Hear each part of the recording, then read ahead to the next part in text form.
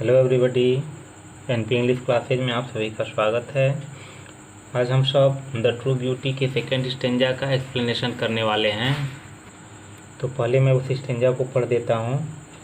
But a smooth and steadfast mind, gentle thoughts and calm desire, hearts with equal love combined, kindle never dying fire, where these are not I despise, lovely cheeks or lips or eyes. तो इस stanza का हमको explanation करना है। तो सबसे पहले हम उसमें लिखते हैं रेफरेंस। तो रेफरेंस में पिछले भी स्टेंजा में लिखा गया था कि this beautiful lines have been selected from the poem, और पोयम का नाम लिख देना है। तो यहाँ पर भी हम अपने तरफ से दूसरा कुछ परिवर्तित कर देते हैं कि दिस स्टेंजा कर देते हैं।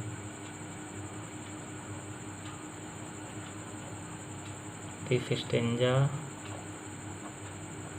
has been taken चाहे selected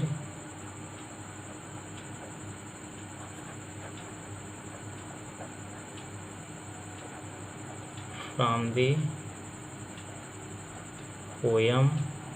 अब उस पोयम का नाम हम कॉमा के अंदर लिखेंगे the true beauty.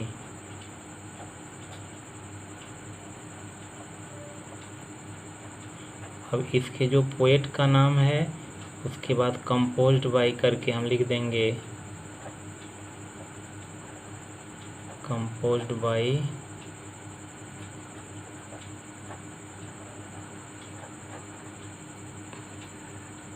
Thomas carry.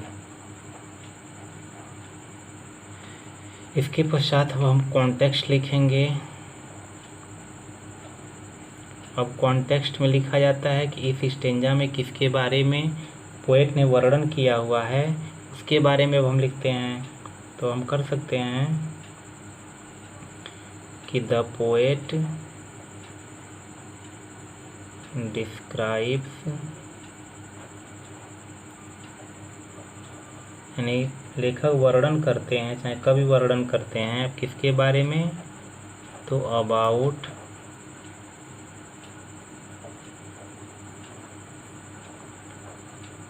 the spiritual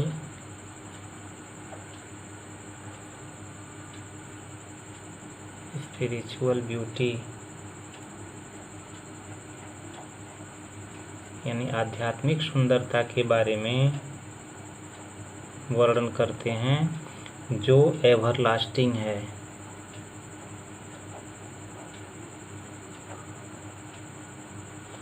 जो सदैव रहने वाली है, जो कभी भी समाप्त नहीं होती है, उसी के बारे में पोएट ने इसमें वर्णन किया हुआ है। अब हम एक्सप्लेन करते हैं।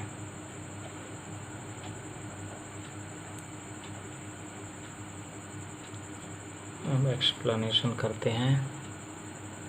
तो अब एक्सप्लेनेशन में हम लिख सकते हैं कि कवि कहते हैं कि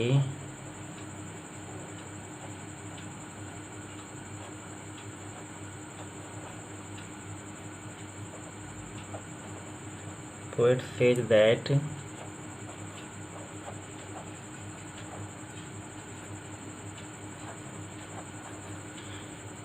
spiritual beauty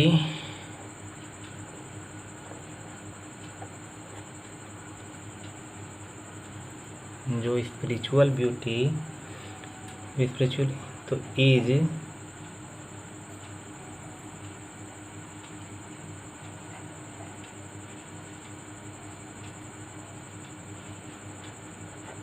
based on virtue,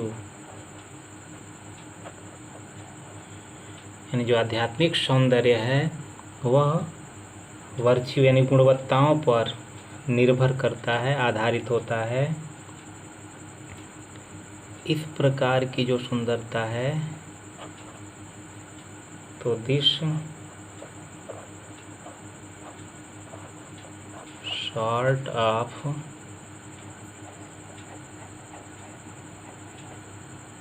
beauty never decays, इस प्रकार का सौंदर्य कभी समाप्त नहीं होता है, कभी मरता नहीं है।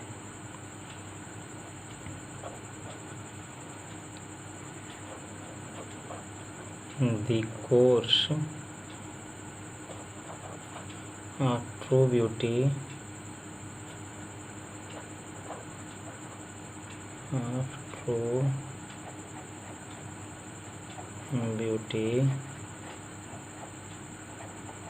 does not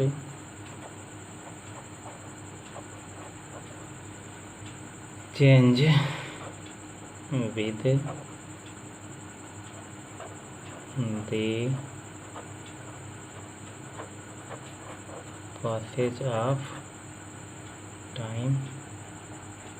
इस प्रकार की जो सुंदरता है समय बीतने के साथ साथ परिवर्तित नहीं होती है, यह सुंदरता समय सदैव बनी रहती है। लिख देते हैं a woman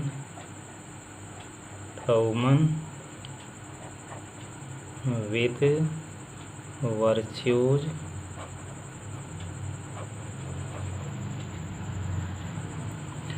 of head and hearts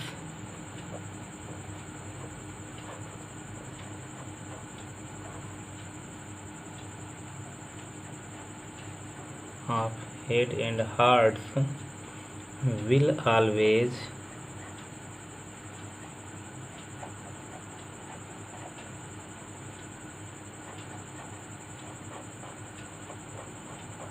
remain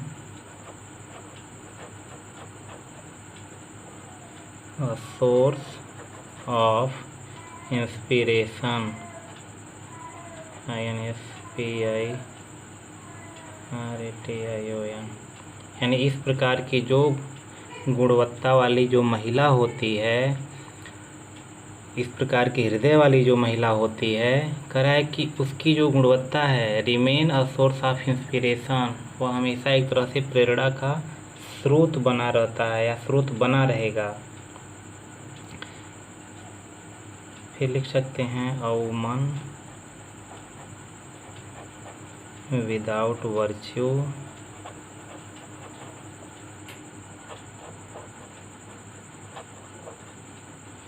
यानी वह महिला जिसके पास गुण नहीं होता है, इज नथिंग, वह कुछ नहीं होती है, बट अ शो पीस होती है, केवल दिखावा मात्र होता है, शो पीस। और हेटफुल घृणित हो जाता है या घृणित हो जाती है, इवन इफ यानी भले ही, शी इज ब्यूटीफुल, भले ही वह कितना ही सुंदर हो लेकिन वह घृणित होती है, लोग उसे पसंद नहीं करते हैं, क्योंकि केवल सुंदरता से लोगों की पहचान नहीं होती है, लोगों की पूजा नहीं होती है। व्यक्ति अपने कर्मों से पूजा जाता है, अपने विचारों से, अच्छे विचारों से पूजा जाता है। तो इस प्रकार से एक्सप्लेनेशन हुआ। तो एक्सप्लेनेशन को जितना आसान से आसान भाषा का प्रयोग करके आप लिखेंगे उतना ही बेहतर होगा, और एग्जामिनर को भी पढ़ने में आसानी होगी और आसानी समझ करके वह बेहतर से बेहतर आपको मार्क्स दे देंगे।